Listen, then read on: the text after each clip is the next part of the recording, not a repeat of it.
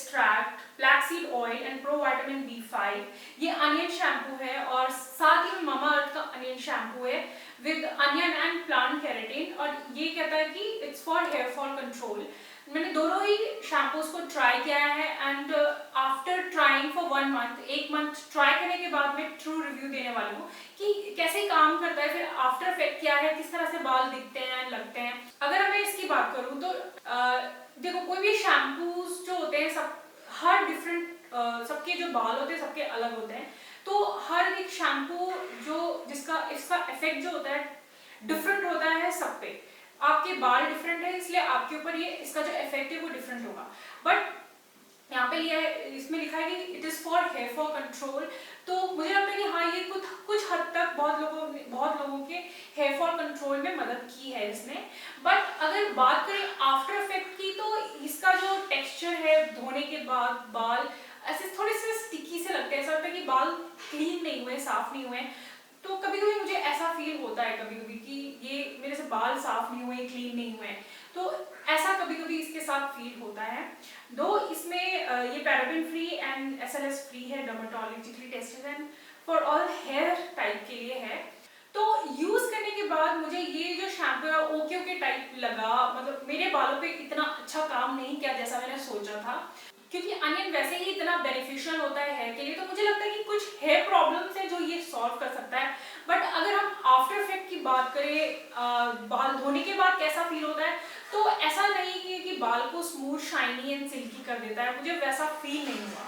तो इसके साथ इसे यूज करने के बाद मैं इसके बाद इसका कंडीशनर जरूर लगाती हूँ, और बट स्टिल उसके बाद भी मुझे थोड़ा सा स्टिकी फील होता है। नाउ अब बात करते हैं वाओ के रेड अनियन शैम्पू के बारे में। नाउ इसको भी मैंने यूज करके देखा है, तो ये भी मुझे कुछ खास पसंद नहीं आया। जो इसमें बोलता है कि ये helps strengthen and soften and restore shine. तो ये जो शैम्पू है ये red onion seed oil extract से है, black seed oil and pro vitamin B5 है।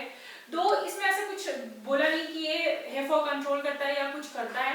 बट मुझे नहीं लगता कि ये इसको यूज करने के बाद मुझे वैसा फील नहीं हुआ जो मैं अपने दूसरे शैम्पूज ट्राई करती हूँ। मेरा जो फेवरेट शैम्पू है वो बनाना शैम्पू है, जो मुझे काफी अच्छा लगता है। बॉडी शॉप का बनाना शैम्पू वो मुझे काफी अच्छा लगता है, एंड उससे जो आफ्टर इफेक्ट लगता है वो बहुत अच्छा लगता है। बाल धोते ही समय ही आपको ऐसे सॉफ्ट सिल्की फील होने लगते हैं, एंड बाद में तो और भी अच्छे, मतलब स्मूथ टेक्सचर हो जाता है बालों का। तो वो मुझे काफी अच्छा लगता है। तो ये इसका भी मुझे बाल ऐसा लगता है स्टिकी से हैं और बाल क्लीन नहीं हुए हैं, साफ नहीं हुए हैं, ऐसा लगता है अभी भी ऑयली है। और पहले उतना ऑयल फील नहीं होता जितना ये लगाने के बाद इसमें ऑयल फील होता है।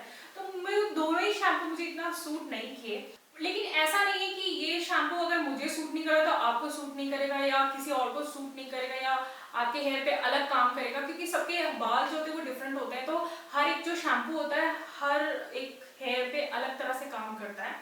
तो ये जो है मेरे बालों को और स्टिकी करता है। दो एक चीज और मैं इंपॉर्टेंट इन्फॉर्मेशन देना चाहती हूँ वाओ स्किन साइंस के बारे में, कि आप इनके जो प्रोडक्ट हैं उनका हर प्रोडक्ट में ये बारकोड होता है, जिससे आप कोई भी आप स्कैनर्स ऐप डाउनलोड कर सकते हैं अपने मोबाइल में, और फिर उस पर ये बारकोड से आप स्कैन कर सकते हैं प्रोडक्ट को, जिससे आपको ऑथेंटिसिटी का पता चलेगा। तो क्या होता है कि वाओ के पास आपका नंबर पता चला जाता है, उन्हें पता चलता है कि आपने उनका प्रोडक्ट खरीदा है।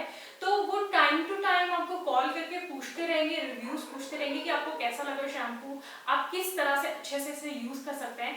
तो इनका मुझे कॉल आया था, तो मैंने उनको बताया कि मुझे ऐसा स्टिकी फील होता है, मुझे ऐसा अच्छा मतलब स्मूथ नहीं फील होता है। तो उन्होंने मुझे कुछ डायरेक्शंस दिए कि आप इस तरह से शैम्पू यूज करिए, मतलब कि आपको लूक वार्म वाटर में बालों को धोना है, और शैम्पू लगाने के बाद प्लेंटी ऑफ वाटर यूज करना है, मतलब बहुत सारा पानी यूज करना है बाल धोने के लिए। और बाल धोने के बाद जब आप लास्ट वॉश करते हैं तो ठंडे पानी से वॉश करें, कि आपके जो क्यूटिकल्स हैं या फिर वो सब क्लोज हो जाए, और जो मॉइस्चर है वो क्लोज हो जाए आपके बालों में। बट जो भी मैंने जितना भी ट्राई किया, बट फिर भी मैंने ये सब चीज़ें भी ट्राई की, फिर भी मुझे जो इफेक्ट मुझे अपने पुराने शैम्पूज में लगता है वैसा फील नहीं आया। तो मुझे इतना पसंद नहीं है। बट हाँ, फॉर अगर आपको कुछ और नहीं मिल रहा है, कुछ ट्राई करना चाहते हैं, और अगर आप रियली कोई हेयर प्रॉब्लम्स से को फेस कर रहे हैं तो आप ये शैम्पूज ट्राई करके देख सकते हैं। अदरवाइज मेरे हिसाब से तो ये मेरा रिव्यू था ये तो शैम्पूज के बारे में। तो इन शैम्पूज के साथ साथ मैं इनका कंडीशनर जरूर लगाती हूँ आफ्टर, सो दैट कि थोड़ा अच्छा इफेक्ट आए, बाल सॉफ्ट मॉइस्ट रहे।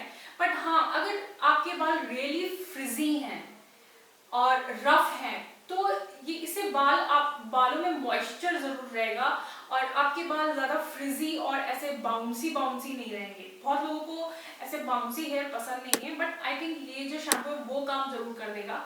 आपके जो बालों में बहुत ज्यादा बाउंस है या फ्रिजीनेस है वो जरूर कम कर देगा। तो ये था आज का वीडियो। होप आपको वीडियो अच्छा लगा हो और मेरा रिव्यू पसंद आया हो। Thanks for watching. मैं मिलती हूँ आपको नेक्स्ट वीडियो में, तब तक के लिए take care everyone and bye.